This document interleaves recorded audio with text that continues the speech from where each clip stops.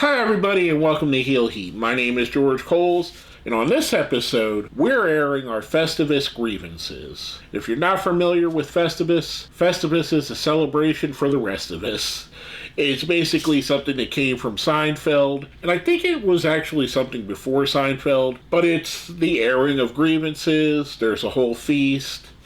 It's a whole thing. So for that, I'm going to give you my grievances for the year 2024. You should be able to air grievances on Festivus with no repercussions. So with that being said, let's jump right into my first grievance. I have a grievance with WWE taking SmackDown and Raw back to 3 hours in the beginning of 2025. These last few months, with it being 2 hours each show, has made the shows for me infinitely more entertaining. There's less fat, there's less boredom, there's less stalling for time, there's less recaps. Everything seems important. Everything is there and everything has a reason. Going back to 3 hours, we're going to go back to that point where I'm going to be honest with you. For 3 hour Raws, I usually record them and then watch them the next day so I could fast forward all the crap I don't really want to watch. I don't know why that extra hour makes it such a big difference in quality for me. I don't know if it's maybe burnout. I don't know if it's anything of that nature. But yeah, I just hate the fact that they're going back to 3 hours and I wish they would stick at 2. My next grievance, this one might be with some of you people watching right now. And yes, I'm doing the you people promo. Tribalism in wrestling. I understand having a favorite promotion or favorite wrestler or favorite group of wrestlers, and it's easy to get on their side and say, I love CM Punk, I hate the Young Bucks. I love the Young Bucks, I hate CM Punk. I love AEW, what it stands for, I hate WWE. I love WWE, I hate AEW. And I'm not saying it's invalid to feel that way. If you're an adamant supporter of something like GCW or TNA, that's awesome. You enjoy that show. Where it gets to be an issue for me is the us versus them mentality. And too often you see it, especially on places like X or Twitter or Reddit, where the discourse is us versus them. If WWE does something good, it's not enough to enjoy what they did something good on that show. You have to put down AEW and vice versa. If AEW has a 7-star Meltzer match, you have to put down the quality of WWE's matches. And it's stupid. Enjoy what you're going to enjoy. If you don't like watching Raw, don't watch Raw. If you don't like Impact, don't watch Impact. If you don't like Dynamite, if you don't like Collision, whatever it may be, don't watch it. It is so silly to have a quote-unquote team here. It's not like sports, which sports is a little silly, but I can be a tribalist in sports. All the Philly sports teams are my favorite teams, so I understand that. But for the most part, we're talking about a company where the wrestlers, the ones that you want to watch, the people you enjoy, are going to wrestle for all of these companies at some point for the most part. CM Punk has been part of Impact. He's been part of Ring of Honor. He's been part of AEW. He's now part of WWE. The Young Bucks, they've wrestled on Impact. They've wrestled on Ring of Honor. They've been in AEW. Chris Jericho, been everywhere. Guys like Andrade and Malachi Black are probably going to go back and forth to whoever has the best contract for him, and I don't blame them. It's just so weird to see all of a fan base just kind of shitting on another one when they fail and cheering for their downfall. It's just strange, and I don't know. I have a gripe with it. And on the same note, my next grievance. Who gives a flying crap about attendance or ratings? I don't know if it's just me growing up and liking things that not a lot of people liked. Like, wrestling wasn't the most popular thing to like when I was a teenager. It had fell out of favor during the early 90s, and people kind of looked at me like I was a silly idiot that should have grew out of it when the Hulk Hogan era ran out. But I didn't care. Just like, I don't care if my favorite band is playing at a place that holds 500 people or if they're at a stadium that holds 50,000. I want to see them play. And yes, I'd like to see the people I root for do well. I'd love to see AEW have #1 rating. WWE have #1 ratings their night of the week. Impact have the #1 rating. And them sell out shows all over the place, because to me, that means more people are making money.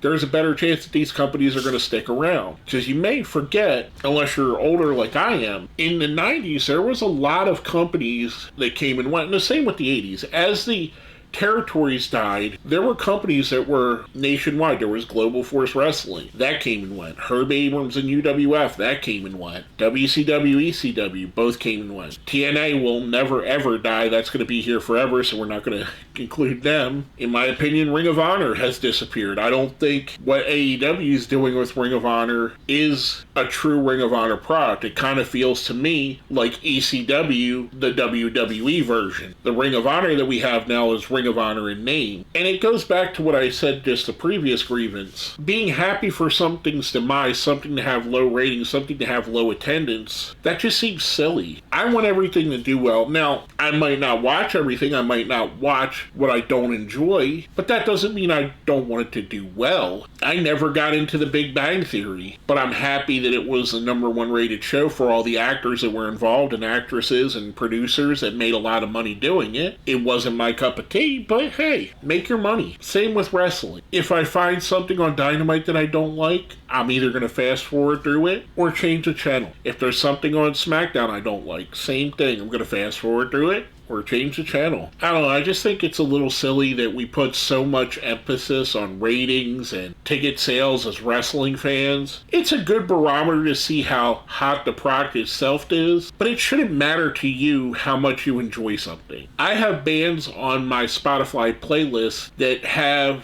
less than 1,000 monthly listeners that are some of my favorite bands. Like, for instance, here is one. The Jasons. They're a punk band with a Friday the 13th theme that I really love. Looking at it, they have 2,872 monthly listeners. Their biggest song, from what it shows here, has just over 100,000 streams. But I love them. I think they're awesome. I listen to them all the time. Another one. Let me pull up another one like here. Arrow. That's Ozzy Osbourne's daughter, Amy, and her band. Now, they don't have a lot of music, so I can kind of understand why they're not as popular. They got just under 5,000 monthly listeners, with their biggest song having just under 400,000 views, but I absolutely love her music. It's more of a ambient kind of dream pop thing. They're great to hear. Or even if I go back to a band I grew up with, like Dandelion. They were a local band in my area that were kind of post-grunge psychedelic rock, but they're amazing. That right now they have just under 4,300 monthly listeners. They haven't put out an album in 30 years, but it doesn't stop me from wanting to listen to them. Just like if you tell me Impact Wrestling only had 20,000 viewers, great. I was one of the 20,000.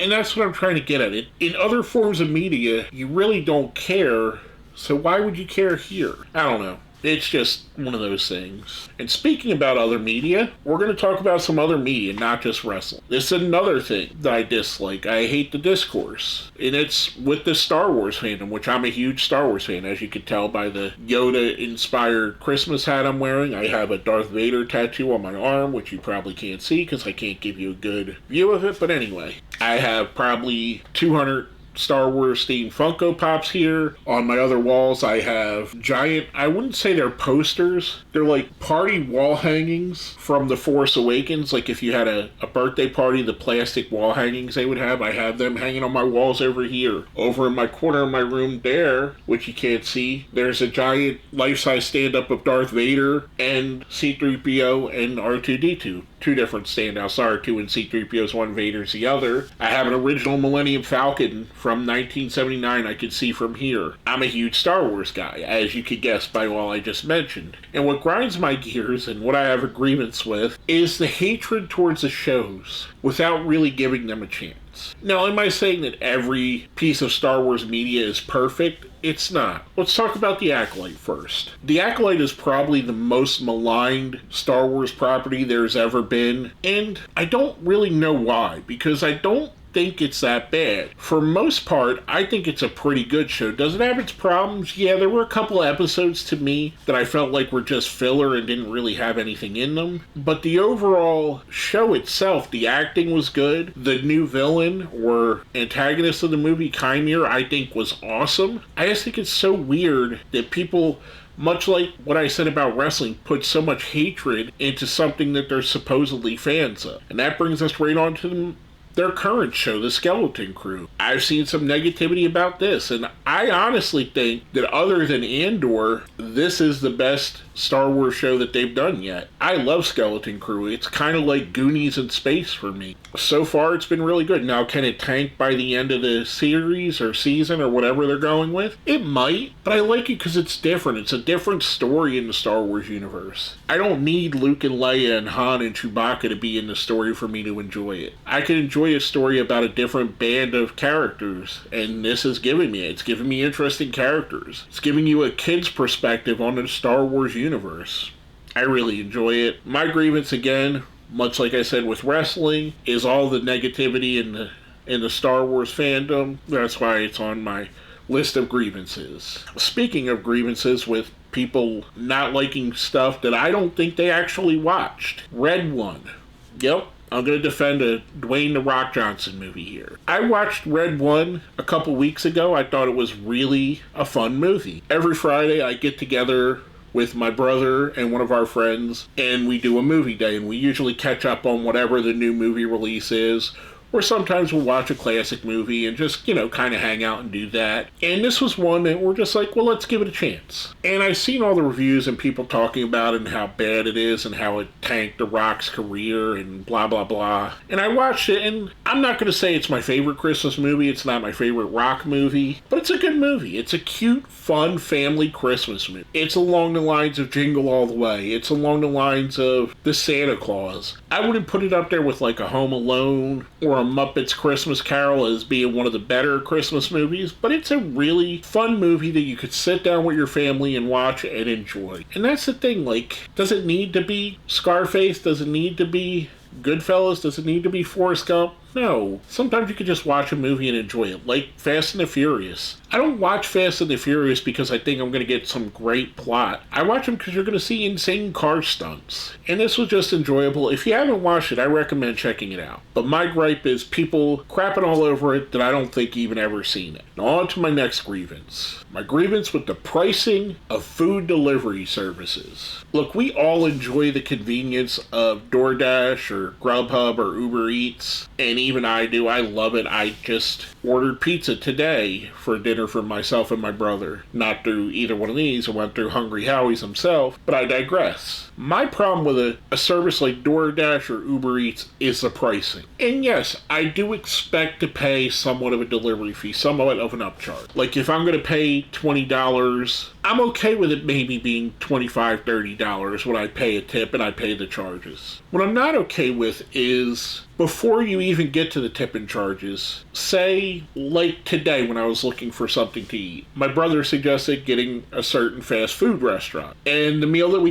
get a family-sized meal from there usually. When you go and you pick it up, it's $26. When you order it, before you add the delivery charge, before you add your tip, it was $40. Why? And again, I understand there needs to be an upcharge to pay the restaurant, to pay Uber Eats, to pay DoorDash, to pay whatever. But that shouldn't come in the price of the actual food, because the price of the actual food itself shouldn't really change. You're just adding a service to that. And yes, again, I'm fully okay with paying for that service.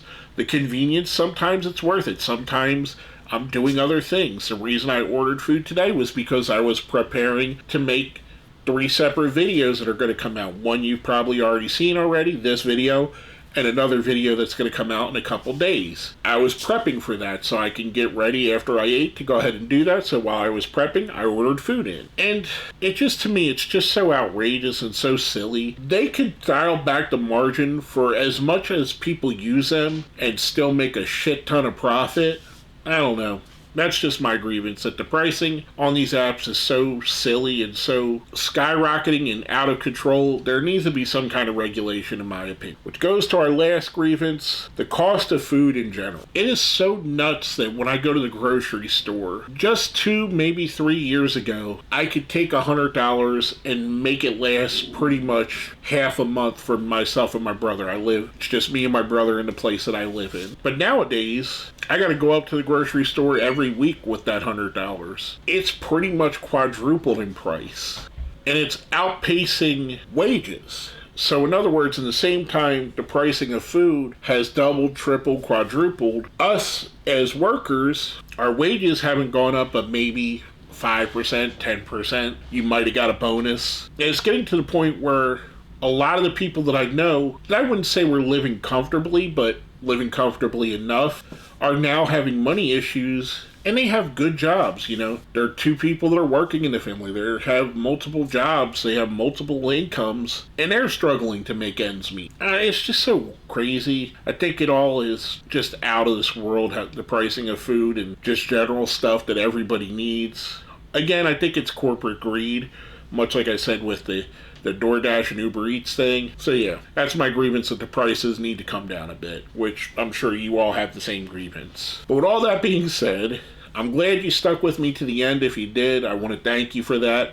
I have no grievance with you. I appreciate you. But I'd like to hear some of your grievances, whether it be with me, whether it be with pro wrestling, which is mostly what I cover here, whether it be with something else. As you see, I talked about a bunch of other things here. Let me know what you think down here in the comments. While you're doing that, I have a little note sheet. I wrote this for ideas for videos while I was working my shoot job the other evening. So as part of Festivus, you have a feat of strength. I know this isn't a crazy feat of strength, but my feat is ripping my note sheet up. Anyway, I know it's silly. The whole thing is silly, and this is all in fun. I hope you enjoy it. Again, let me know what your grievances are down in the comments. With all that being said, my name is George Coles, and have a happy Festivus.